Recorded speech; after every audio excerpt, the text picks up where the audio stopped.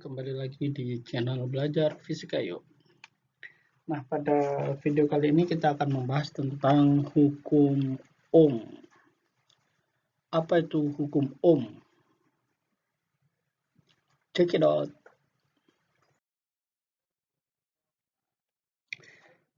Yang akan kita pelajari pada materi hukum Ohm, yang pertama adalah hukum Ohm, konsepnya. Yang kedua, persamaan hukum Ohm. Yang ketiga adalah cara mengukur tegangan listrik. Nanti kita ada soal pembahasan hukum Ohm dan soal latihan dari hukum Ohm. Apa itu konsep hukum Ohm? Nah, konsep hukum Ohm itu dikatakan begini. Dalam rangkaian tertutup, jadi rangkaiannya harus tertutup, besar kuat arus listrik sebanding dengan tegangan V dan berbanding terbalik dengan hambatan listrik, yaitu R. Jadi maksudnya adalah kalau baterainya besar, maka arusnya besar. Maksudnya nilai dari tegangan baterainya besar, maka arusnya yang mengalir semakin besar. Tetapi akan sebaliknya, jika tegangannya kecil, maka arusnya juga kecil.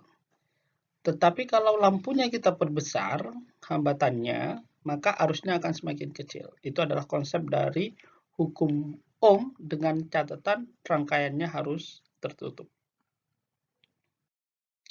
Nah, bagaimana persamaan dari hukum Ohm? Secara matematis dapat dituliskan I sama dengan V per R, karena I sebanding dengan V dan I berbanding terbalik dengan R. Di mana I itu adalah kuat arus listrik yang satuannya ampere dan V itu adalah tegangan listrik atau beda potensial yang satuannya volt dan R itu adalah hambatan listrik yang satuannya ohm. Nah, bagaimana cara kita mengukur tegangan listrik? Nah, tegangan listrik itu diukur menggunakan alat yang disebut dengan voltmeter, di mana voltmeter ini akan dirangkai secara paralel dengan komponen yang akan diukur tegangan listriknya seperti pada gambar rangkaian berikut ini. Di mana kalau kita ingin mengukur tegangan pada AB, maka kita rangkai voltmeternya di titik A dan titik B. Nah, selama ini mungkin di pasaran kita menggunakan voltmeter secara digital. Nah, bagaimana nanti kalau kita memperoleh voltmeternya adalah dalam bentuk analog? Nah, maka caranya gimana? Cara membacanya? Cara membacanya adalah seperti ini. Jadi nanti kita cari skala yang ditunjuk oleh jarum jam, kita bagi dengan skala maksimumnya dan dikalikan dengan batas ukurnya. Jadi kalau dalam hal ini adalah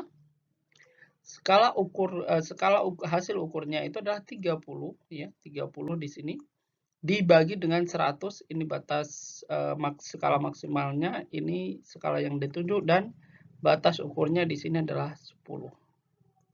Nah, sehingga 30 kali 10 dulu biar enak ya. 300 bagi 100 ketemunya 3 volt.